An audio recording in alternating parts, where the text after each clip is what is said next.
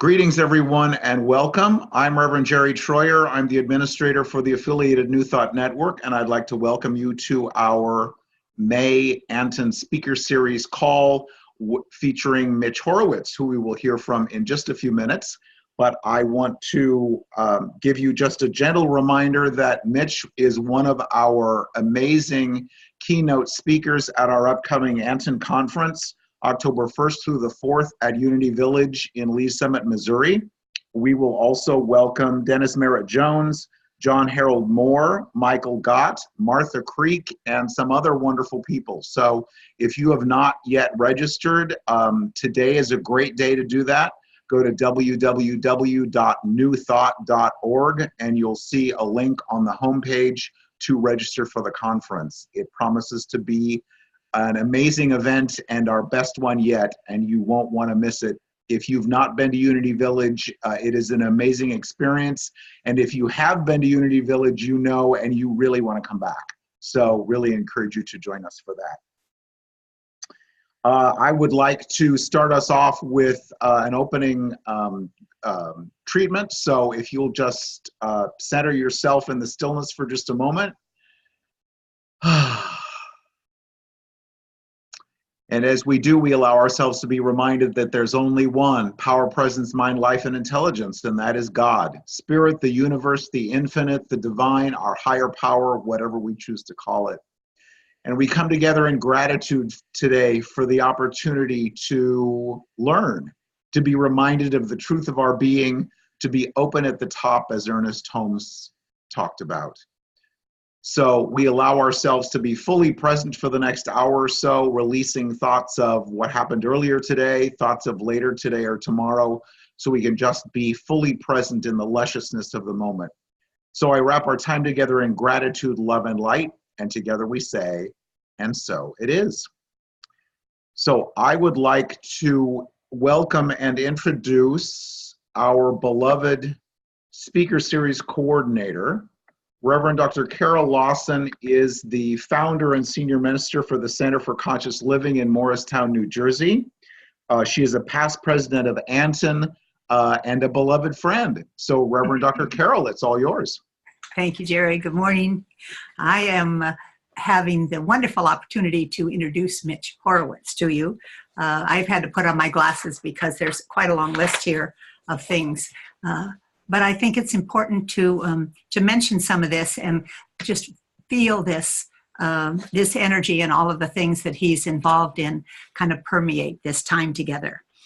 He's a widely known voice of esoteric ideas, it says. He's a writer in residence at the New York Public Library, lecturer in residence at the University of Philosophical Research in Los Angeles, and a PEN Award-winning author of many books, including Occult America, One Simple Idea, How Positive Thinking Reshaped Modern Life, which is something we're kind of all on board with, that simple idea. And I'm afraid to say most recent for fear you turned around last week and did something else. But as I know it, most recent book, The Miracle Club, How Thoughts Become Reality. He's written on everything from the war on witches to the secret life of Ronald Reagan, for the New York Times, the Wall Street Journal, Washington Post, Salon, Time, Politico. Washington Post says Mitch treats esoteric ideas and movements with an even-handed intellectual studiousness, too often lost in today's raised voice discussions. So we'll try and not have a raised voice discussion here. He narrates popular audiobooks. I didn't know this at all and thought this was wonderful, including Alcoholics Anonymous and the Jefferson Bible. He's discussed all these things all over the place. And the Chinese government has censored his work. I hope that's still operant because I love that part. Welcome, Mitch. Welcome. Thank you very much. Well, maybe we start. Why did the Chinese government censor your work? Well, I'm reminded of a quote from Emerson. Let your goodness have some edge to it, else it is none. And I guess the Chinese government must have picked up on that in my work. The government censors are profoundly sensitive to any references to soul, to spirit, to humanity possessing an extra physical existence. That is always a red light for them. And it's interesting, a friend of mine who's a movie director had this experience recently in China. She was seeking backing from a Chinese Cultural Affairs Foundation, and she was in China, and they were very interested in her work and what she was doing. And then they found out that her movie was about ghosts, and they said, "Oh no, nothing about ghosts. We can do other kinds of horror stories, you know, werewolves, no problem, vampires, fine, but no ghosts." Bloody knives, okay. Right. The government censors are very alert and very phobic towards any idea that we, the individuals, possess an existence that goes beyond the material, the physical, as we typically understand it. And so my book, One Simple Idea, which you mentioned in your introduction, was being translated by a publisher in Shanghai.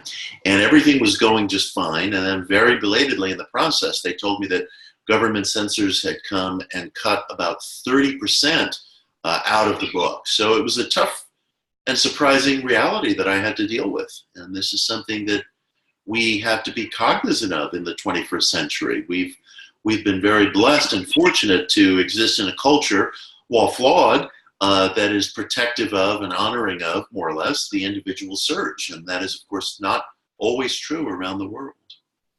It was amazing to me. I think you're very careful to try and be very examining, you're a historian, as you say, and of ideas, and not, but you do refer to your belief in higher power gently, and Yes. I see 30% is not a high thing about talking about it all through the book, but it feels like it's there anyway. Yeah, one would hope. One would hope. I'm glad that the book was there. My wish is to expose Chinese readers to some of the ideas of New Thought. I actually did write a new introduction just for the Chinese edition, where I tried to explain New Thought, unity, science of mind in terms that might be useful, that might be understandable to men and women who had grown up in a profoundly atheistic society. And I think I ran that as a column in Science of Mind magazine. I believe I called it New Thought for the Secular.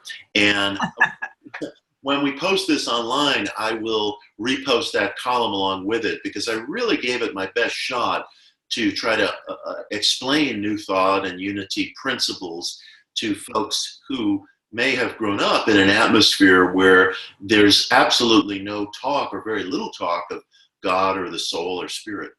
A reference at all to that. Yeah. Well, I also told you I wanted to start with baseball, and your the whole reference to the Barry Zito, because who is an Oakland A's pitcher, and you can tell everybody about it. Because when I first learned that you were coming to the conference, I really didn't know anything about you, and I started looking, and I don't know where I found this, but it was the first thing that I found about you, and I remember that story. Oh, no kidding. It just hit me in the face. I got tingles as I talk about it now. It's like, because this was something, here's baseball, I can talk to the guys at church, it's very simple, I look, you do this happened, you can see it. Why don't you tell them first about Barry and what he did, and then how it influenced you, because it seems to have made some changes. Well, it's a story of how Barry and Science of Mind, both the philosophy and the magazine, made just an enormous difference in my life at a pivotal moment. It was the year 2003, and I was an executive in the publishing business. I hadn't been writing for many, many years, and I felt sort of down. I felt like the work I was doing in publishing was okay. It certainly earned me a good living. There were things I did that I was and remained very proud of, but I didn't feel like I really stood for anything. I didn't feel like I was myself. And in the summer of 2003, two friends from Science of Mind magazine approached me, and they said they had landed a very big get.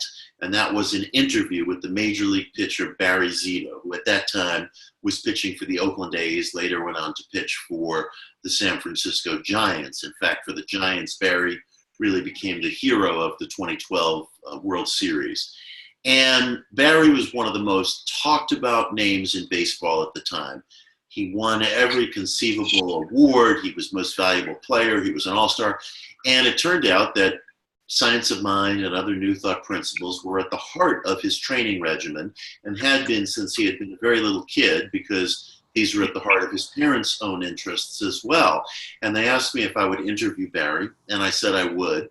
And not only on many levels was it my re-entry back into writing, and not only did it generate much of the work that I've been doing over the past 15 years and continue to do, but Barry was such an influence on me, because at one point in the conversation, he said to me, "Boy, you must really be into Neville." And I had never heard the name before. He was, of course, talking about the great Neville Goddard, who became one of the central figures in my life. In fact, I have a tattoo of Neville on my arm. I never go halfway with anything.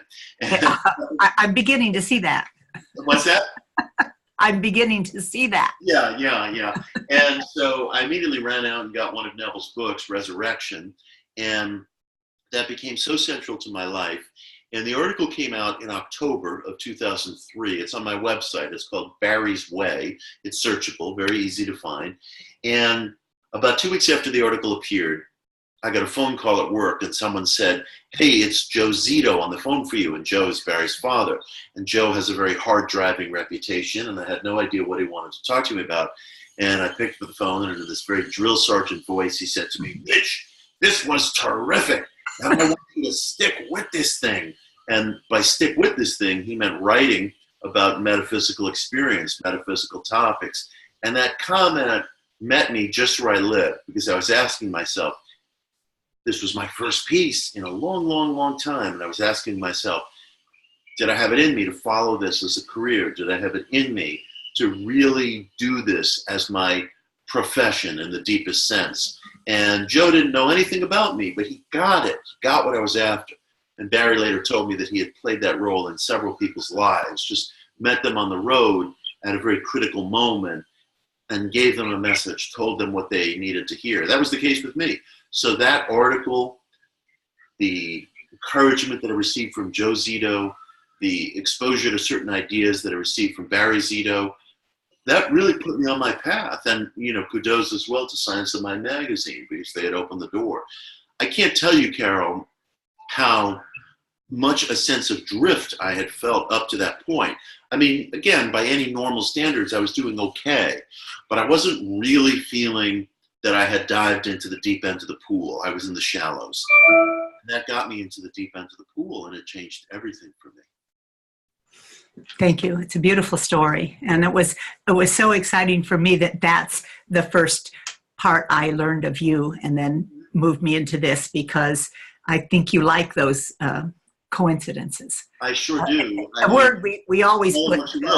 Coincidences, synchronicities, they're extraordinary. They reveal some greater context to our lives. So you started writing more and more. I've got a note here about your chief aim is to chronicle metaphysical experiences. Yes. And you do that beautifully. And how about we let you talk about what we said it would be, the Miracle Club. Right. And tell us a little bit about the book, or maybe you want to start with what the Miracle Club was initially. Oh, sure. I'm happy to talk about what the Miracle Club was initially. First of all, the book is a very, very important book to me personally, because it's the first book that I wrote that really, really deals with practical hands-on methods. I've written heavily as a historian, as a journalist, but this is a book where I kind of let it all out. There's nothing withheld in this book. People have asked me, what do you believe? What are you into? What are your practices? And I honor those questions very fully in this book, and it's very, very ardently practical. It's filled with techniques and methods. The title, The Miracle Club, is my homage to a group of seekers who lived here in New York City, where I'm speaking from. In 1875, on the west side of Manhattan, they formed into a little salon and they called themselves the Miracle Club. And their mission was to experiment with spiritual topics, ESP, channeling, mind causation, seances, you name it. Everything that was in currency at that time, everything that was novel and subject to experimentation within the spiritual culture, they wanted to explore. So they referred to themselves as the Miracle Club, and they only stuck around for a short period of time. They disbanded after a few months, but the core members of the group went on to form the much larger and influential organization called the Theosophical Society. And the Theosophical Society, which was also formed that year, 1875, to a very great extent is responsible for the whole wave of alternative spirituality that has swept our globe. And I must tell you just the most extraordinary story. I wish I could show a picture of what I'm about to describe, but it's out of my fire escape, and I'd have to turn the computer around, and God knows what would happen. But I just received the most touching letter and gift in the mail about 2 weeks ago. There was a mother of a young man, Andrew, who was killed in Afghanistan in 2013. Andrew was serving as a sergeant in Afghanistan, and he was killed. And his mom, who wrote to me, said that as her therapy, she has taken to the practice of carving patio signs for people, patio signs with different inspirational quotes or expressions. And she carved one for me. She carved one for me with the word "try" on it, with an exclamation point. That was the slogan of the original Miracle Club, "Try," with an exclamation point, that one word slogan. And she carved this for me and sent me a letter and pictures of Andrew. And so I told her how deeply, deeply I cherished it. And I have it hanging now out of my fire escape, which is my equivalent of a patio. And I was so moved by it because it's funny, you know, these folks that made up the original Miracle Club, there was just a handful of them. And as I mentioned, they were together a few months. We're talking about events that occurred close to 150 years ago. And you just never know the ripple effect that something you do will have. And I was so moved that, you know, well over a century and a half later, somebody was sufficiently moved and mindful of that statement that she would use it in such a way and make it such a beautiful gift. So the Miracle Club is my homage to that original group of seekers, and I suppose you could say it's also my invitation to anybody who reads the book. In a sense, we're all in the Miracle Club. There's no membership dues. There's no card or sign that you have to, you know, put on your front lawn. You don't have to put any label on yourself. The wish is simply to try, you know, as their slogan went, to try. And in that vein, the book is filled with things for people to try, to experiment with. And I do believe that one small practice or one simple idea, if passionately felt and if dedicatedly held to, it can change everything. It's not always going to be the same idea for every individual. It's not always going to be the same outcome, of course, for every individual. But sometimes you can be walking along the road, just as I was in 2003, come to that one turn in the road that's exactly what you need. And if you follow it diligently and with a certain degree of personal integrity, it can change everything. That's my wish. Beautiful. And that, yes, you talk a lot about connecting with this higher purpose as well. You can't just do things for your own gain. There's a higher purpose and a service to humanity, if you would. I think Joseph Murphy talked about it as like a circuitry, a circuit board, and I always liked that. You know, his feeling was that whatever you do, whatever you're interested in, it should be generative in some way to others. So you have to be able to stand by your product or stand by whatever it is, you know, you're putting out into the world. But I like the idea of a circuit board. Yeah, and ripples, I think, which will happen even from this. Yeah. The try brings me to Neville. You want to talk a bit about Neville and this connection, this deep connection that you have, and how that influences you as well. Well, you know, I very often enter into the work of people I love first through their persona. My way of doing things is that I'll get attracted to a figure, a voice, a persona. And when I discovered Neville, oh wow, who died in 1972, many of his recordings are preserved. His writings are obviously preserved. And he presents almost as this debonair, wonderful figure with this beautiful mid-Atlantic accent. And he had the looks and the gait of a Cary Grant. He looks like a movie star, although surprisingly enough, he had very rarely permitted himself to be professionally photographed. Today, we're also obsessed, people taking selfies every 5 minutes of themselves, waiting for a whole booth, and it's all just fascinating. And here was a man who really had the look, the gait, the appearance of a movie star, of a Burt Lancaster or a Cary Grant or a George Clooney, and yet he was very demure. He wasn't often photographed. He permitted his lectures to be freely taped, which has actually preserved his legacy. And I was so intrigued and entranced with who this man was. And then when I entered into his writing, I found the most radical idea I'd ever encountered, which is that your imagination is God, not metaphorically, but actually, and that everything you see and experience, including my words right now, is born of you, the individual. I am a figment of you.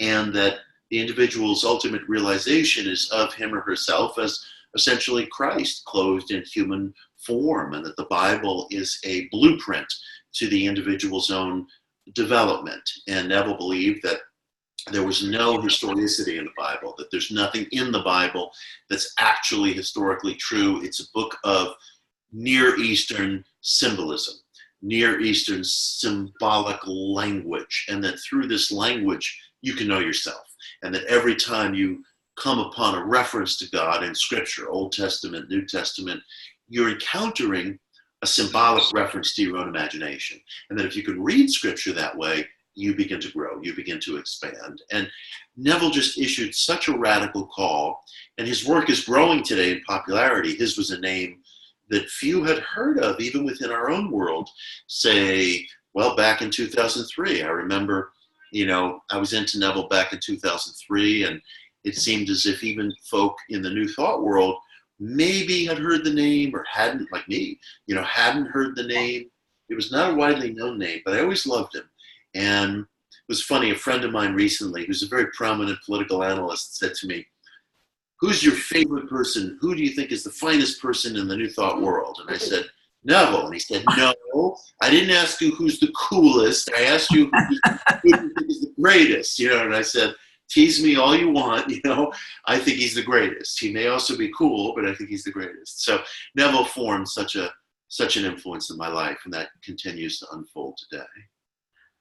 I think even in your books and just now in describing and talking about him, you're continuing and adding to that. Because there are books of Neville I haven't read, and it's like now I care. Now it's wait a minute, what do you mean? Yeah. So it's wonderful. And the try, I kind of I love that. That seems to come from him as well about, test me, go home tonight, check it out. He's always issuing of that test, and that's another thing I love about him. He will say to people, won't you try it this very night. And he would challenge people, look, if it doesn't work for you, then forget all about me, forget you heard my name.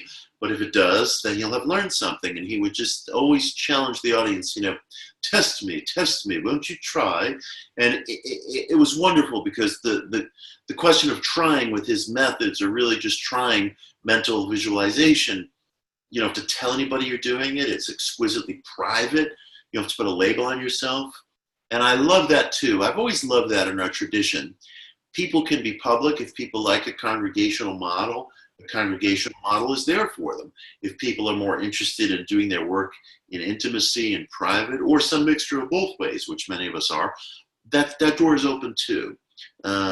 New Thought has always been so respecting of the individual's own efforts and the individual's own ability to find his or her own path or way. And that's something that's very present in Neville and some of the other figures we'll talk about. I cherish that because I think that private contemplative space is something that almost everything in our society endeavors to take away from us. We're bombarded by noise, we're bombarded by TVs and airport lounges, social media is 24/7. And one of the most radical acts we could do is reclaim that private space. use it for whatever we want, whether it's going into the silence or whether it's, visualizing and affirming. It can be so revolutionary, and it's completely private. Beautiful, beautiful. So what do you want to tell us from the book? Tell us about the book. Well, it was a joy for me to write. I was just reading over it this morning because somebody asked me to pull some quotes from it for a project that they're doing. And I'm very proud of it. It was something that it was in a way a risk for me to write, because I have previously written largely as a historian, but I've always made it clear, or tried to, that I'm a believing historian, that I participate in the things that I write about. And that's true of a lot of religious historians. They don't necessarily put that label on themselves, but many books that we have of Judaism or some of the newer religions like Mormonism or Christian Science are written by people who participate in those congregations themselves. I don't see that as any disqualification for a historian to do his or her finest work. In fact, without the work of believing historians, we would not have the truly seminal biographies that we do of figures like Joseph Smith or Mary Baker Eddy and other extremely important figures in our religious history. So I am a believing historian, but this is a book where I write as a seeker. And it's filled with exercises and things to try, including new takes on why old things work. I'm a big believer in some of the basics like affirmations and visualizations, and I use ESP research, sleep research, other forms of neurological research to demonstrate why these things work, not only from a physical perspective, but from an extra-physical, a metaphysical perspective as well. I think I also make an effort, the best effort I can, in chapter of the book to come up with a theory of positive thinking. Why does it work? I believe in it. I practice it. I do think we participate in a life that's larger than our immediate five senses or immediate surroundings. And I think it behooves our culture to make an effort, at least a venture and effort that we can look at, consider as to why it works. And I've made my best effort to articulate that in the book. And I bring in a lot of different ideas, from quantum theory to psychical research to time, matter, relativity.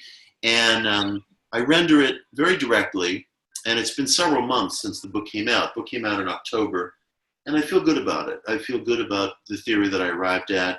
I think, again, I'm a guy peeking through a keyhole on his knees. There's very little I could see. It's going to fall to future generations to explore, examine, to grow. But I feel like I left a basis of thought that I'm proud of.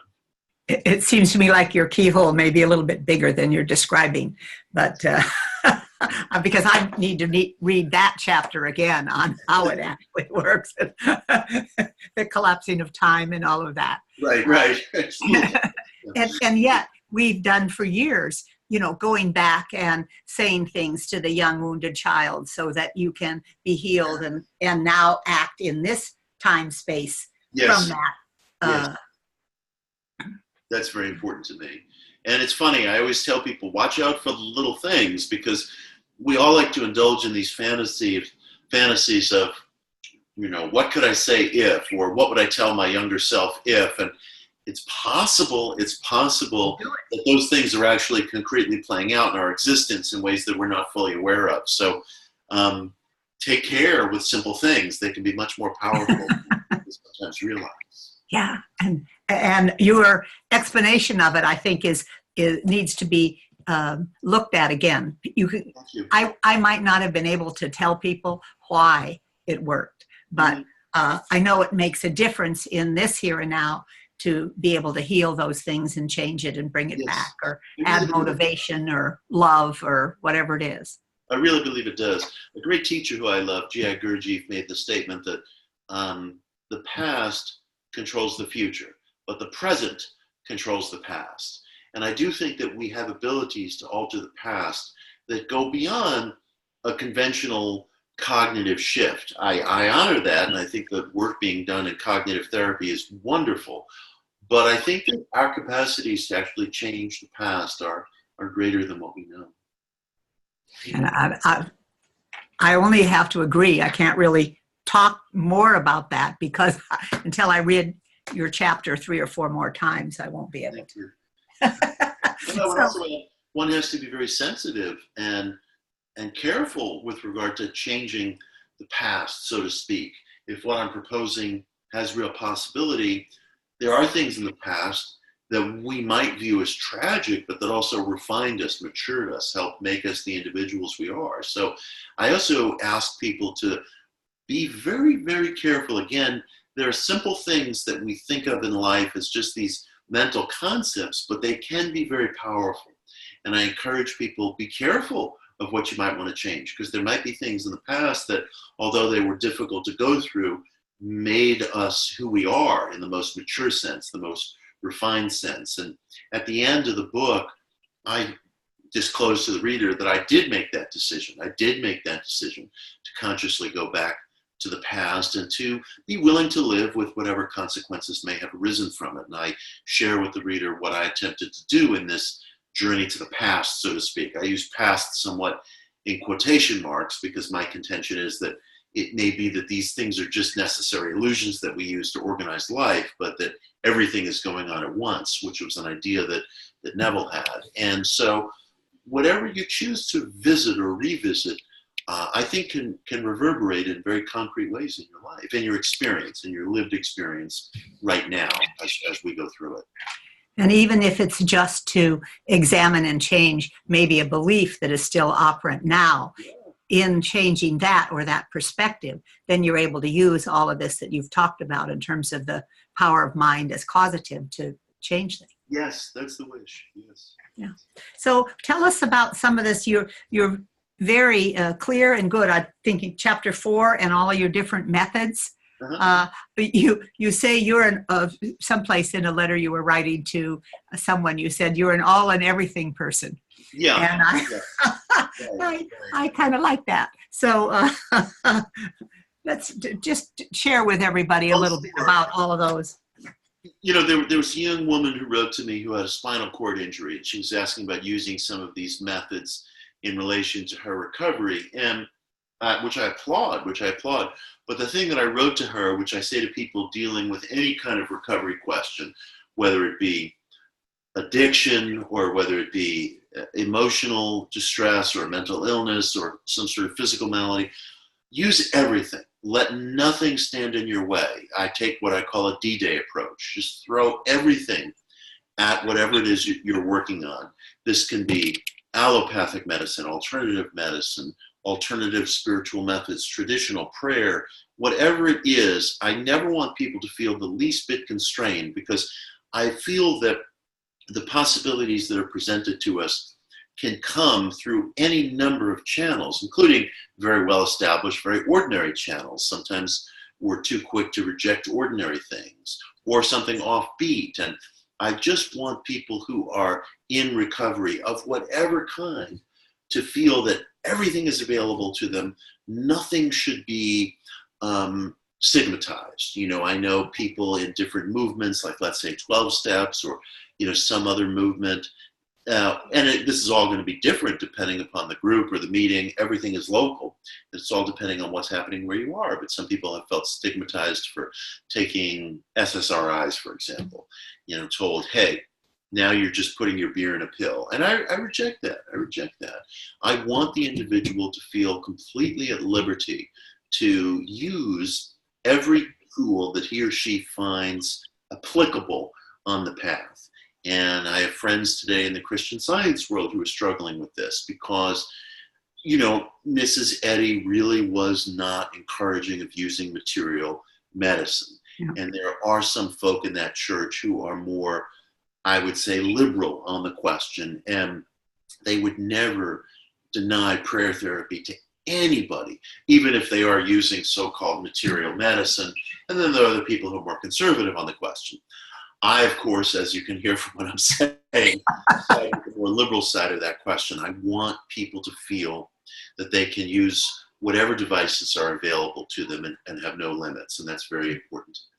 Yeah, or as Tom said, a pill or a prayer, whatever works. Yeah, and use both. You know, I mean, heaven knows, I use both and lots more, and I want people to feel at liberty to do that.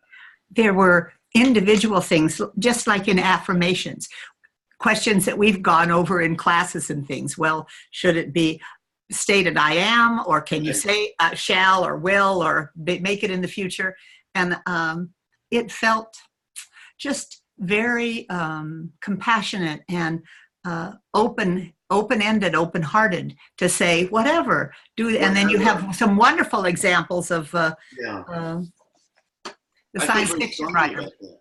Yes, there's a lovely, lovely science fiction writer I read about in the book who wrote a page of affirmations that I reprint, and they're past, present, future, specific, general. And Octavia Butler is her name, and she's Oh, a that's it. I was what I was looking for. I'd forgotten. science fiction writer. And what I'm trying to get at is that we needn't get hung up on the question of past, present, future. How do I structure it? Should I make it general? Should I not? Am I outlining? Am I doing this? Am I doing that? What's important is that it be emotionally persuasive to you. And if it's emotionally persuasive to you, then you're on the right path. If the words somehow are a barrier or they're not proving emotionally persuasive, then there may be a problem. But I don't want people to get too hung up on form. The important thing, you can say I am, you can say I will. The important thing is that it hit that sweet spot where you have combined emotion and thought. When I suppose I would call it the psyche, when there's a kind of unity of emotion and thought and a sense of perspective and higher awareness, when you've enlisted your psyche on your side, I think powerful things happen. So don't get hung up on the wording. Just feel that your psyche is on your side. I love that. I'd say the thought feeling. The thought feeling Yeah, has to be together. You can't say, I'm a millionaire, and then Right. be worried about everything. And Right. If you want to say I will be a millionaire, feel at liberty to do that. but your psyche on your side is lovely. Very much. Yeah, thank you. All through your book, you have different ways of describing and explaining. I found it fascinating about the positive mind metaphysics, a term I've never used. And, but maybe that's the point of your bringing this more out into mainstream. Yeah, I do use the term, I use many of the basic terms, from our tradition. I'll use new thought, I'll use positive thinking, I use all kinds of terms. And I realize that there's a certain generation that wants us to kind of update our language. And I'm sympathetic to that, but I opt personally not to do it because I want to be well understood. If I say positive thinking, my Aunt Lois knows exactly what I'm talking about. If I say applied transcendentalism, I've lost her. Some of my friends in academia might like me better, but I've lost Aunt Lois, and I refuse to do that. I don't want us to be embarrassed by using the old terms. I actually had a publisher to whom I submitted the Miracle Club, and he didn't want me to use the term new thought. And I said, no, this won't be the right marriage, because I don't have a problem with the term new thought. I recognize that it's unfamiliar to a lot of people, but it is the term that has been useful in our tradition. I also use unity. I also use science of mind. I use positive mind metaphysics, lots of things. I'll use any term provided it's clear, it has historical integrity, provided I can easily explain it. I've had people say to me, gee, the term positive thinking, it seems kind of musty, it seems kind of stale, it seems kind of tame, maybe you need something else. And I thought, look, if I could arrive at something else that I thought had that same sense of just beautiful clarity, I would do it. But until that day comes, I'd rather be understood than I would be fancy. I don't run away from the old terms so much as I just want to get across to people the neighborhood that I'm in. Beautiful. I want to bring back all the methods, because I think one of the ripples that were going out is you actually leaving this with people as many things that they can do. And we talk about affirmations all the time, and we talk about visualization, but you've made your point about connecting the emotion and be sure. Yeah. And praying, and I love is begging okay? And yes. Everything is okay. Everything is okay. If that's the place you're in, Yeah, people often refer to scripture and they talk about the wonderful passage in which Christ counsels, feel as though you've already received and so you shall. And I honor that, but there's also lots of examples of prayer in scripture. There's lots of examples. And there are examples in which the matriarchs and the patriarchs argue with God and push back against God. You know, even Adam, so to speak, argued with God. Jonah argued with God. Abraham's wife, Sarah, you could say, argued with God. When angels told her she was going to be impregnated at this advanced age, she laughed and said, that's ridiculous. You know, Cain argued with God successfully, actually. God, the punishment you're giving me is too great. I can't withstand it. And God revised the punishment. So my feeling is, again, as with affirmations, there's no wrong way to do it. I do feel that prayer is always there for us when we feel absolutely like we just have no other way to move forward. Sometimes we're in a deeply aggrieved state or a deeply anxious state, and we're not in that state where we can summon our psychical energies and get into that thought feeling state that seems to be the sweet spot with respect to affirmations, visualizations, and so on. And I want people to feel that when they're in a state of deep agitation or distress, prayer is there for them. And it doesn't depend upon entering into the feeling state. I do think that we, like our primeval ancestors, we can enter into a deep and profound relationship with extra physical energies. Sometimes our ancestors gave various different names to these things. They might have said Mercury or Isis or Thoth or Set or Minerva or what have you. I don't think they were wrong. I think that they were, in their own manner, peering very deeply into nature in its profoundest sense, and that we can form these relationships with unseen energies, we'll say, and that there's no method or style of prayer that's closed off to us. Yeah. And that personal connection with the divine is moving toward that place that you say Neville speaks from. That's my wish.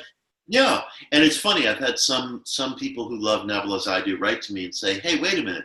You know, you're talking about prayer, but Neville said that God is our imagination.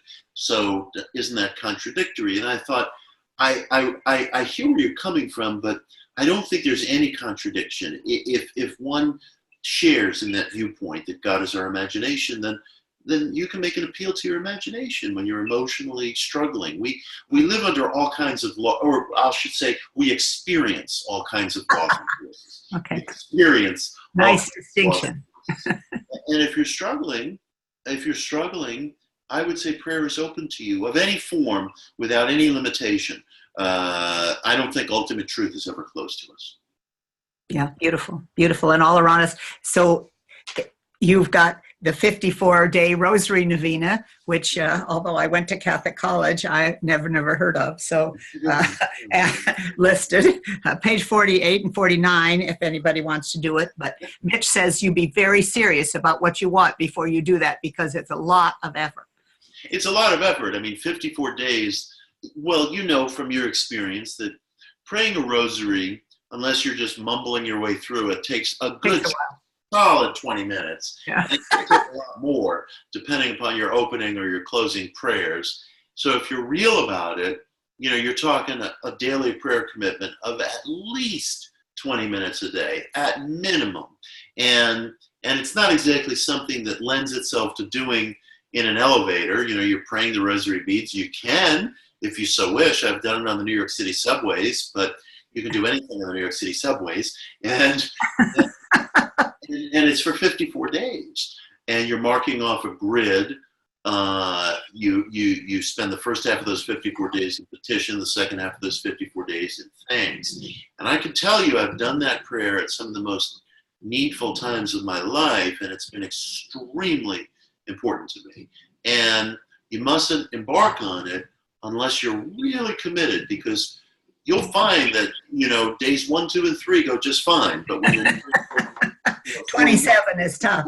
Your enthusiasm is going to flag unless you're really driven.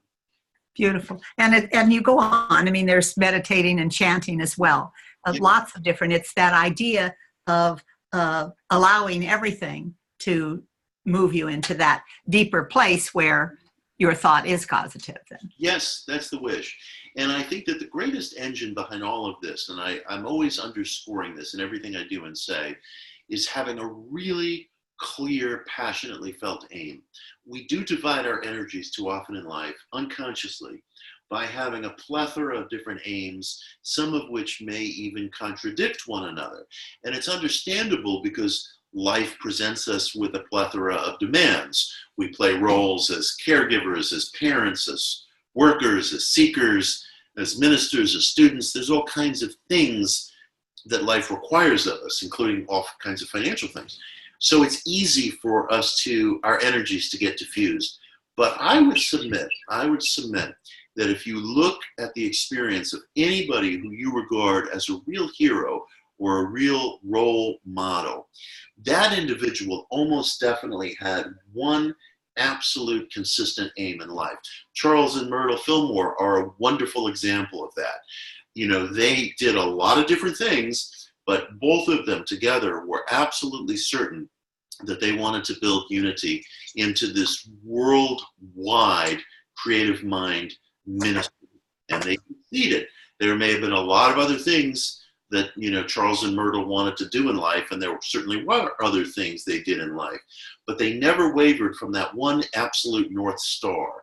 And that's been true in my experience. I would submit, if you look into the life of anybody that you admire, living, dead, famous, or private, you'll almost always find that. And it's so important, and it's so easily overlooked because we make the assumption, gee, I know what my aim is, or gee, I've already done that. I've checked that box. Careful, have you? Always take a second look at that, because having a definite aim in life, a passionately felt aim, it fuels everything that you and I have been discussing. And and I think we should talk about your threefold plan. That's the gift, I think. One of the gifts from this book is, if you want to use thought to create, do this. Oh, yes. And that's the first one. Every creative act begins with this passionate desire. What is it? An absolute passionate desire. Arrive at a passionate desire. Step one. It's harder than it sounds, but it's also thrilling. Write it down. It's very important, I think, in this digital age that we continue to write things down in a tactile, physical way. The very act of writing something down is almost its initial actualization in the world. You've created something there that wasn't there before, even if it's private, and I think it ought to be private. I don't think you need to go broadcasting your needs to everybody around you. They may detract from them. You know, that's a peculiarity of human nature. Write it down. Carry this written down statement with you, like a statement of prophecy. If Neville is correct that your imagination is God, it really is a statement of prophecy. That's more than just a metaphor. And think about it as much as possible, but at least 3 times a day, and especially just as you're going to sleep at night and just as you're waking up in the morning. That's a very subtle, suggestible state of mind that our generation is still kind of understanding. The pioneers of New Thought, including Neville, including Émile Coué, the great French mind theorist, had an early instinct that these moments just before we drift to sleep at night and when we come to in the morning are very, very powerful. They're kind of prime time, so to speak, for impregnating the mind. And sleep researchers and psychical researchers have found the same thing in their own way and in their own language, and I go through this in the book. They echo those early insights of the New Thought pioneers, even though their work is unknown to many contemporary researchers. Those moments are extraordinarily valuable. They're natural meditative moments that all of us enter twice a day at the time we go to sleep and at the time we arise. That is prime time to think over your aim. Repeat it to yourself. Let it nest, and I do mean nest, in your mind. So those are the 3 steps. Have an absolute aim that you can stand by, that you want as much as you want breath itself. Write it down in the old-fashioned way. Be private with it, but carry it around with you. And think of it constantly, especially at those precious moments, sometimes called the hypnagogic state, when going to sleep and when waking up. And I think important as well is the idea that when you're visualizing this, you're not you're in it. You're not watching yourself. Right. I love those examples. So, Right. Neville, Right. you're not seeing yourself climb a ladder. You are feeling and experiencing yourself being there, or getting the handshake, or whatever it is, or Yes. looking at the bank book or whatever. That was always a vital thing. Neville would point out to people, when you have that mental scene, that mental picture, don't imagine it as if you're watching yourself on a movie screen, but as you were saying, you're climbing that ladder. You're feeling the rungs in your hand and beneath your feet. So beautiful. The other couple of things that I wanted to mention, I don't have a lot of time. If somebody does have a question, if you want to write it in the chat, we'll see it and be able to answer. The try, I think, is important. The invitation and the challenge, the idea that you are inviting people to join with you. What happens at 3 o'clock? Oh, well, 3 o'clock Eastern every day, I enter into a period of silent prayer, ethical wishes for everybody who sees themselves as part of the Miracle Club, everybody who's joining in this experiment. And if people want, they can email me with prayer requests, and I will remember them in my daily prayers. I'm very easy to find. My website is mitchhorowitz.com. You go there, you'll find my email. And if people send me prayer requests, I will act on them. And they can join me in prayer, even if it's just a pause with me for a few moments at 3 p.m. Eastern each day. We'll all be together in just a silent compact for just a few moments, holding each other's ethical wishes in mind. So I just thought that was a beautiful invitation. Neville not only said, go try it, but, join with me in doing it. And I think that's a beautiful thing, that 3 afternoon Eastern time. Yes. Since I messed that up so completely this morning on a Facebook post. Very few barriers. Actually, just no. the idea that and there are many people you'll find as you come to Unity Village, the incredible power in the room of the people that have been praying 24/7 for 130 years or something. Isn't You'll that find amazing? Silent Unity has continued uninterrupted for 130 years. I mean, that is magnificent.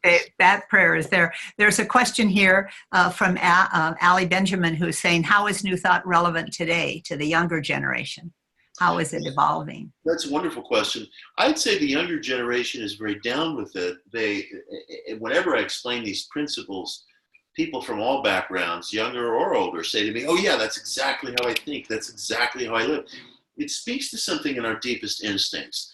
In many ways, Americans, we like ideas. We don't really like labels, which is probably a good thing. Some of us like labels, but by and large, people seem to like ideas more than labels. So you don't hear the term New Thought as a phrase very much. And of course, some of the most significant books and expressions of New Thought, whether it be Think and Grow Rich or The Secret or you name it, they don't ever use the term once. And I honor that, but my way is to use it. My way is to use it. So a lot of people have not heard of it, but when you explain the principle that thoughts are causative, you get nodding heads. And it can unify so many different people, because you find people either at New Age spiritual centers or at evangelical prosperity ministries who might on the surface seem different, but if you say to them, do you believe your thoughts to a very great extent determine what happens to you in life? They'll say, oh yeah, I totally believe that. I totally believe that.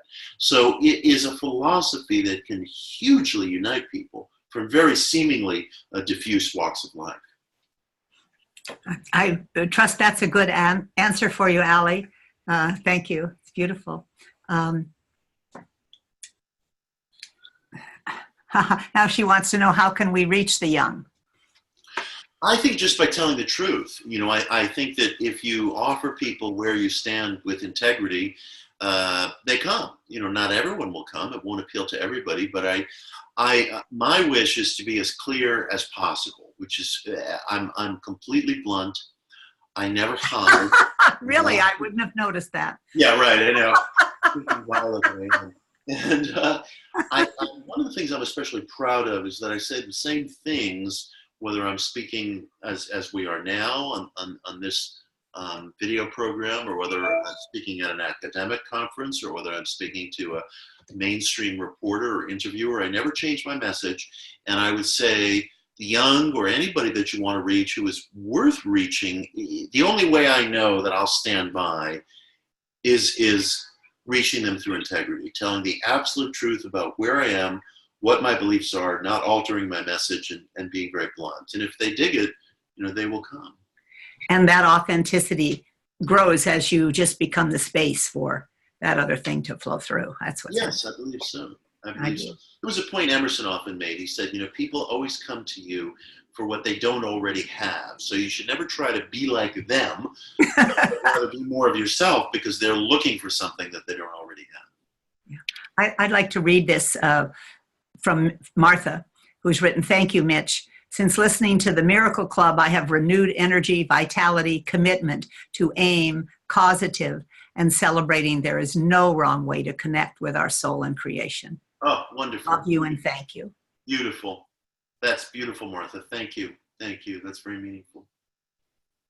Yeah, I think it's true. I don't know, Jerry, if there are any other questions, or is there a book?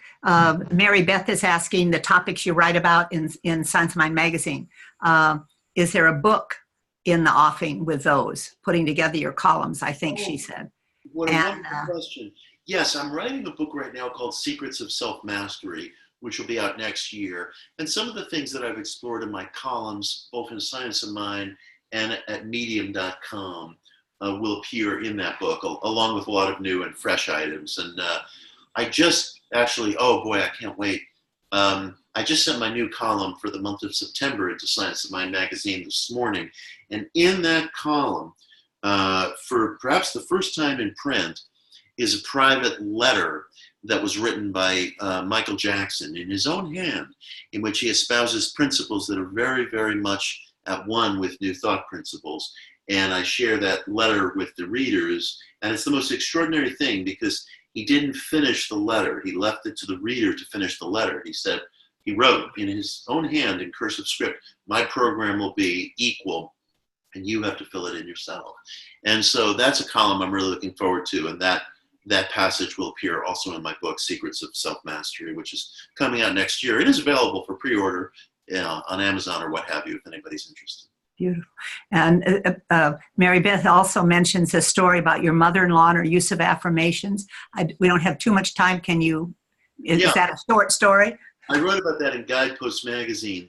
She decorates her whole apartment in Waltham, Massachusetts with what she calls God cards. Every time she hears something inspiring, she writes it down on the back of a business-sized card and pastes it up somewhere in the apartment, on the refrigerator or the medicine chest or what have you. And it's like this wonderful exposition of positive thought. And so you can find the piece online. I wrote a piece about her for Guidepost magazine. I think it's called Mitch Horowitz's Surprising Source of Inspiration. And it's about these cards that run through her apartment. So she's been a joy to know and a huge inspiration to me. Beautiful. Okay. Well, I think we'll have to leave it at that and invite people to come to the Anton Conference in Unity Village in October so that they can hear more. The wonderful thing about Mitch and all the presenters agreed to be there the whole time and just be available. And that shows, Mitch. It's beautiful feeling of presence and warmth and authenticity, and how beautiful it is. I'd like to... You're going to wait a few more days, but you just want to keep stuff out of your system, right? I'm not sure what that is, but Jerry must have do that. taken us off the thing. Let me go ahead and, let's ask. Is there somebody else that wants to say, and then we'll end with a prayer? Love you too. Good. You're doing good.